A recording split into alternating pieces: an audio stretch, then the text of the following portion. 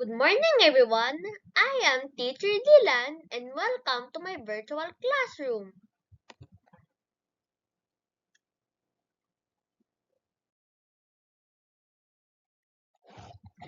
Our discussion for today are divisibility rules from 2 to 12. So, I hope you guys will listen to me and pay attention.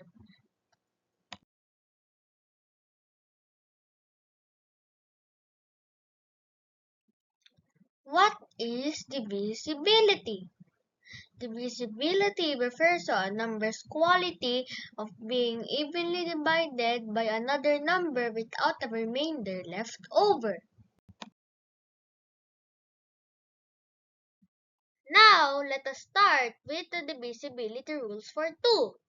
If the number ends in 0, 2, 4, and 8, the number will be divisible by 2.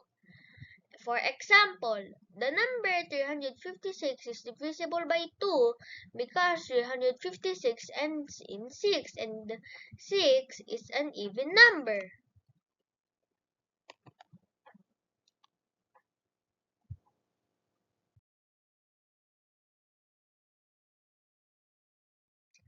Now, let us start with the divisibility rules for 3.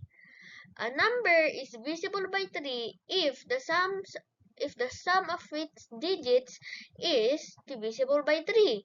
For example, the number 1056 is divisible by 3 because 1 plus 0 plus 5 plus 6 is 12 and 12 is divisible by 3. So therefore, 1056 is divisible by 3.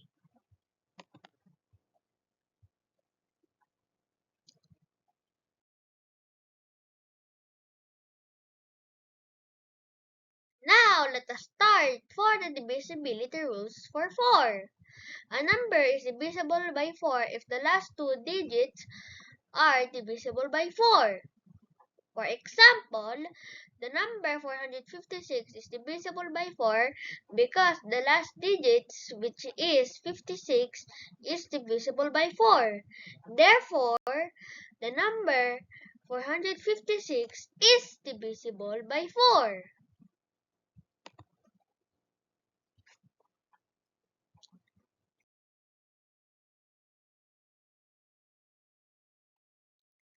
Now, let us start with the divisibility rules for 5.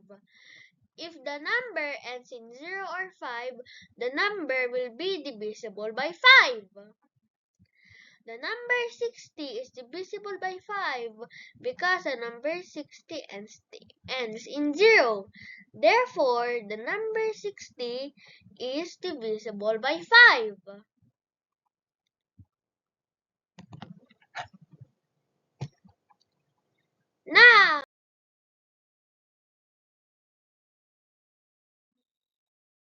Now, let us start with the divisibility rules for 8.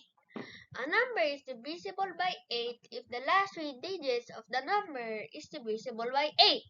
For example, the number 1648 is divisible by 8 because its last three digits is 648 and 648 is divisible by 8. So, therefore, 1648 is divisible by 8. Ouchie, ouchie, ouch, ouch, can you help?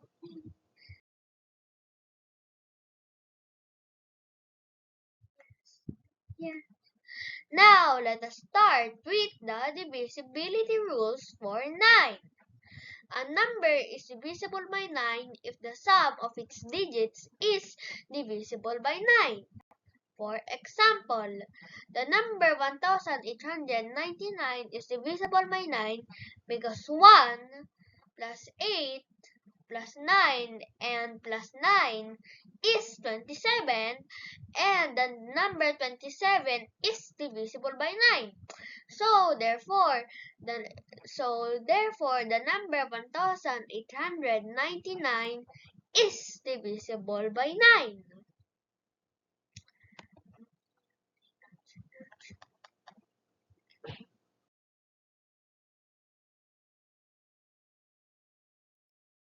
Now, let us start for the divisibility rules for 10.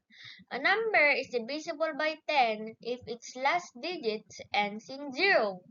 For example, the number 1510 is divisible by 10 because its last digit is 0. So, therefore, 1510 is divisible by 10.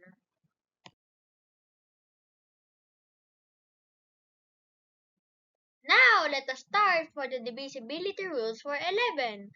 A number is divisible by 11 if the difference for the sum of its alternating digits is 0 or any number that is divisible by 11.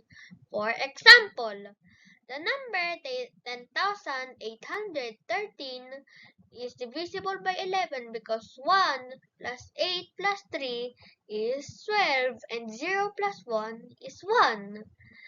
And 12 minus 1 is 11.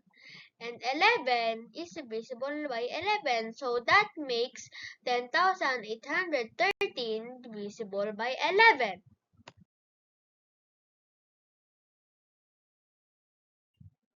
Now, let us start with the divisibility rules for 12. A number is divisible by 12 if the number is divisible by both 3 and 4. For example, the number 648 is divisible by 12 because 6 plus 4 plus 8 is 18 and 18 is divisible by 3 and the last two digits of 648 is 48 and 48 is divisible by 4. So therefore 648 is divisible by 12.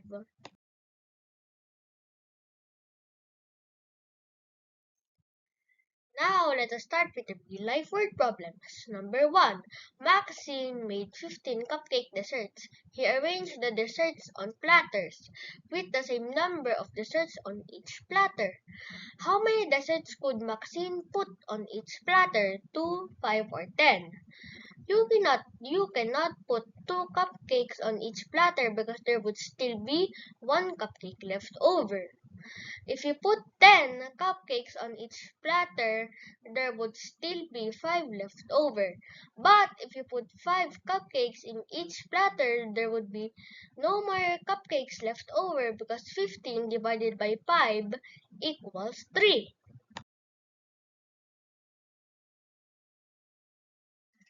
Number 2. Anne has 84 rose bushes to plant in rows.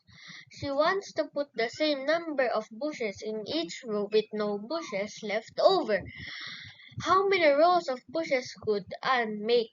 5, 6, or 9?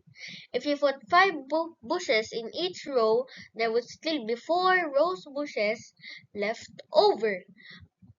If you put 9 rose bushes in each row, there would still be 3 left over. But if you put 6 rose bushes in each row, there would be no more rose bushes left over. Number 3. Liam baked 68 chocolate puddings. He wants to share the puddings with his friends with no more puddings left over. How many puddings can Liam give to his friends? 4, 8, 11, or 12? If Liam gave 4 chocolate puddings to each of his friends, there would be no more puddings left over. But if Liam gave 8 chocolate puddings to each of his friends, there would still be 4 left over. But if Liam gave 11 chocolate puddings to each of his friends, there would still be 2 chocolate puddings left over. But if Liam gave 12 chocolate puddings to each of his friends, there would still be 8 chocolate puddings left over. So Liam can give 4 chocolate puddings to each of his friends with no more left over.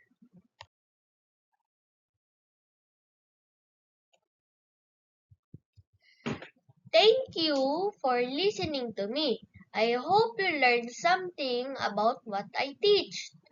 Thank you. Bye bye.